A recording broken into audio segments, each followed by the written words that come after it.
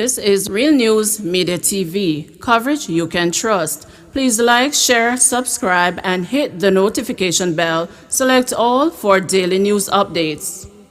JDF soldier drowns at beach in Portland. A Jamaica Defense Force soldier died from what is believed to have been drowning at a beach in Hope Bay, Portland on Saturday. The deceased has been identified as Otis Duncan. He was from Port Antonio in Portland, according to his Facebook profile. The details surrounding the incident are still sketchy, but it is understood that Duncan, along with other colleagues, went to the beach for a swim. While in the water, he reportedly got into difficulties and later drowned before help could reach him. A search was subsequently launched for him, but his body was not located at the time. It is understood that the search was continued on Sunday morning and the soldier's body was eventually recovered. Woman murdered in Spanish Town, St. Catherine.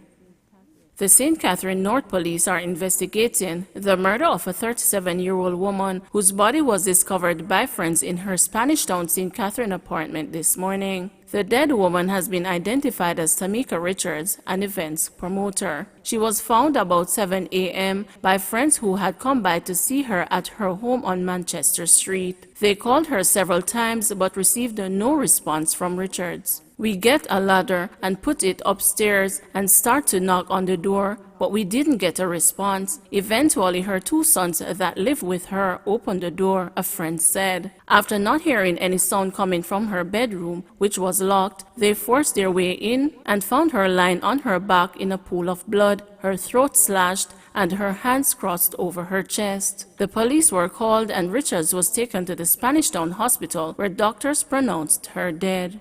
44-year-old woman sergeant collapses and dies in Clarendon. Members of the Clarendon Police Division are in mourning following the sudden passing of one of their own, a woman sergeant, on Saturday. The woman, identified as 44-year-old Tamisha Shelley Powell, reportedly left work on Friday at the Maypen police station and went home and collapsed the following day. She was rushed to the hospital where she was pronounced dead. Her death has since left members of the JCF in shock. On the Clarendon Safety Security Branch Facebook page, close associates of Powell said they were still trying to come to terms with the sad news. "I can't believe this one. Rest in peace, my friend, and may your memory be a blessing." Family members of Powell have since described her as a loving, hardworking, and caring individual who had a passion for the Jamaica Constabulary Force. The son of the policewoman stated that Powell was his biggest motivator. He said because of the contribution made by his mother towards nation building, he wants to become a member of the JCF. JUCC driver faints after accident involving elderly motorcyclist. A female Jamaica Urban Transit Company driver who was involved in a motor vehicle crash with a cyclist at the intersection of Hagley Park and Walton Park Road in St. Andrew at about 11:25 on Thursday fainted at the scene and had to be rushed to hospital along with the severely injured cyclist. In a video of the incident that has been circulating on social media, the seemingly elderly motorcyclist was pinned under the bus with people screaming for him to be pulled from under the vehicle. The heavy-duty vehicle was eventually reversed slowly, and on seeing the motorcyclist with what appeared to be severe injuries to his lower body struggling to move, persons nearby shouted expletives in unison. Meanwhile, the JUTC in a statement said the police are probing the incident. The company said precise details of the incident are not yet known, but investigations have been launched by both the police and its accident department. It said the cyclist was taken to hospital where he underwent emergency surgery. The bus company said the driver will be provided with counseling. In the statement, the JUTC wished both affected persons speedy recoveries. 5 held during police-military raid in Westmoreland, guns and weed seized. A joint police-military operation in Westmoreland led to a major drug seizure and the arrest of several men on Saturday, March 13. Members of the Police Narcotics Division, the St. James Operations Support Unit, and the military conducted a pre-dawn raid at Kettle District, Springfield in Westmoreland. During the operation, several premises and a motor car were searched. 2 9mm pistols and 35 9mm cartridges and approximately 600 pounds of cured ganja ganja were seized. About 500 ganja plants were seized and an acre of illegal ganja was destroyed. The estimated value of the 600 pounds of ganja is $2.4 million. 5 persons were taken into custody in relation to the seizures. Their identities are being withheld pending further investigations. Law catching up with convicted Westchester Portmore man. High Court Judge Ty Powell last week convicted Romero Stewart of wounding with intent in the gun court. Stewart, who has been recently fingered in several major criminal activities in the Westchester community of Portmore, St. Catherine, is to be sentenced in April. The conviction is for the August 2018 shooting of a woman. The St. Catherine South Special Operations Unit picked up Stewart in November in Westchester, where he was allegedly found with 74 rounds of ammunition. According to police sources, Stewart was the prime suspect in the March 2019 double murder of teenagers David Cameron and Brittany Allen, who both attended Donald Corey High School in St. Andrew. Cameron was aged 15 years and Allen 14. Both teenagers were reportedly lying on a bed in a room at a residence along Mandela Close in Westchester when armed men entered and opened fire, hitting both teens in their heads. The police were summoned and on arrival found Allen lying face down on a bed with what appeared to be gunshot wounds to the head. Cameron was found lying on his back on the bed, also with what appeared to be gunshot wounds to the head. Police sources suggested that fear among eyewitnesses hindered their investigation of the double murder. Stewart was taken on an identification parade in relation to the double killing, but he was not pointed out. In another incident in which Stewart was a prime suspect, police sources said witnesses refused to cooperate with an investigation into the 2020 murder of a woman in Westchester. The sources said the police were finally able to charge Stewart when a woman decided to stand up and testify against him. Power outage to affect close to 50 St. Mary communities on Monday.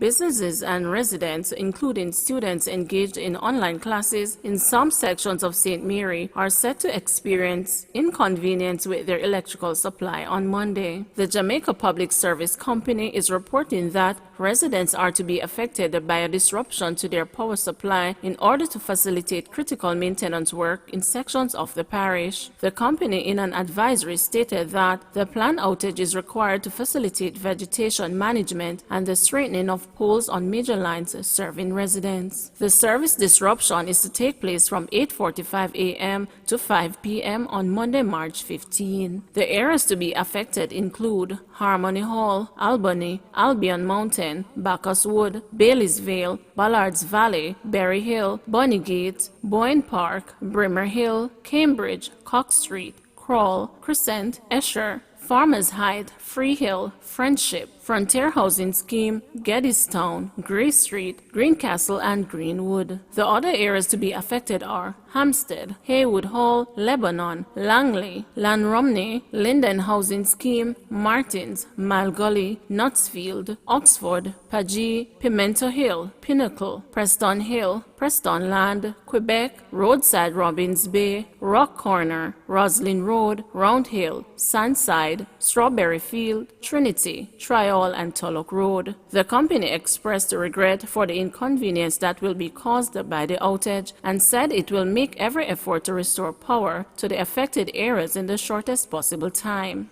Movados' mom dies hours before his son's murder sentencing delayed.